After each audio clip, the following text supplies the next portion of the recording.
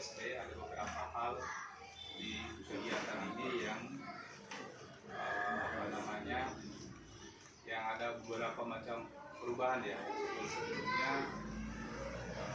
kita pernah mendengar bahwa di SD itu anak-anak itu dites, istilahnya tes Islam. Nah, sekarang saya ingin menanyakan kepada Ibu, saya mulai dari Ibu Sanang dulu, terkait dengan Kalistung itu. Apakah menurut Ibu melalui penerimaan peserta didik baru kita dapat mengenal peserta didik? Silakan. Terima kasih kesempatan yang diberikan. Dengan melalui PDB ini kita bisa mengenal peserta didik itu melalui data yang diberikan oleh orang tua murid kepada gurunya, terutama kepada wali kelasnya, karena di data itu semua sudah tercover apa yang ada pada diri murid tersebut, baik melalui namanya, biasa penyakit yang dia derita sehingga wali kelasnya itu tahu. Kemudian nama orang tuanya, pekerjaan orang tuanya, jumlah penghasilannya, jarak rumah sekolah ke rumah, itu dia tahu. Jadi apabila anak ini lambat, dia sudah tahu bahwa dia hadir jam begini karena jarak rumah dari sekolah itu jauh.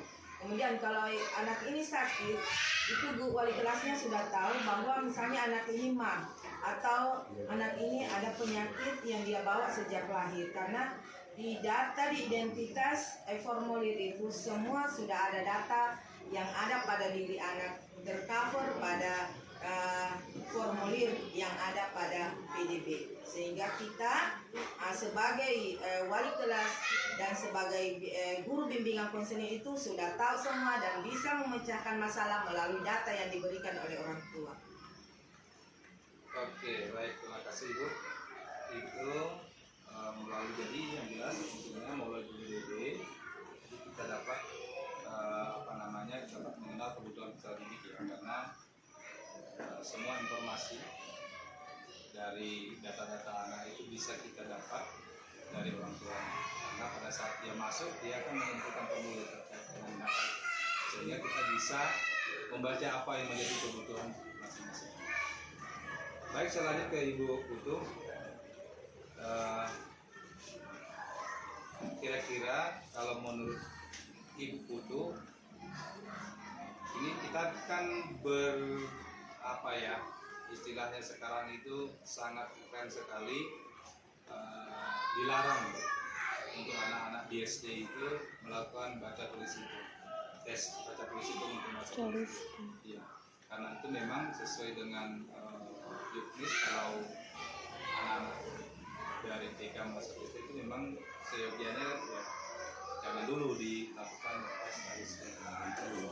Kalau menurut Ibu, kira-kira apa dampaknya kalau Kalistung itu dilakukan oleh sekolah atau beberapa sekolah mungkin yang masih melakukan Kalistung itu? Kira-kira apa dampaknya? Terima kasih sepertinya menurut saya dampaknya dari tes Kalistung pada anak SD yang baru mau masuk. Anak SD ini kan yang baru mau masuk kan baru TK.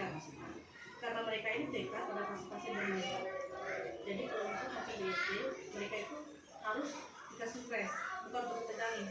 Karena dari situ mereka tahu, oh di situ tempatnya bermain, bukan fokus untuk belajar. Jadi di sini untuk mengetes Kalistung ini membuat siswa itu down. Jadi dilarang untuk membuat seperti itu. Jadi kita bisa menggunakan cara bermain. Nah, permainan ini bisa digunakan untuk anak tersebut untuk memberikan otaknya lebih fresh lagi, lebih ceria. Bahwa di sekolah ini ada waktunya untuk bermain. Terima kasih. Jadi intinya kalau hal itu dilakukan atau Kalistung itu dilakukan akan bisa menyebabkan anak itu down ya, atau stres, karena memang pada intinya anak dari TK ke SD itu kan istilahnya masih transisi, mereka masih perlu bermain, artinya pembelajaran itu harus dirancang sesuai dengan kebutuhan mereka, yaitu masih dalam tahap belajar sambil bermain.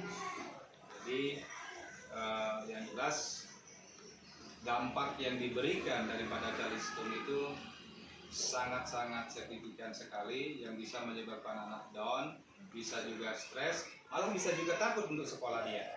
Ya. Nah, oleh karena itu kita harus rancang kegiatan itu yang bisa menyebabkan anak itu belajar dengan senang, dia senang datang ke sekolah dari bermain sambil belajar dan dia senang di sekolah.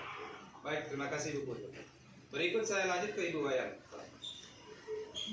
Kira-kira apa alternatifnya kalau calistung itu tidak dianjurkan di sekolah, supaya kita bisa mengenal daripada baik pengetahuan maupun keterampilan anak-anak itu. Apa yang harus kita lakukan kalau tidak diberikan melakukan calistung?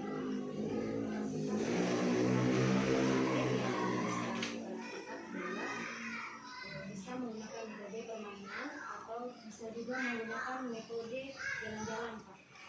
Jadi kalau metode jalan itu misalnya kita ajak suatu lingkungan, terus mengajak mengenal nama-nama benda, kemudian menghitung berapa banyak benda yang kalian lihat. Misalnya. Kalau untuk di permainan misalnya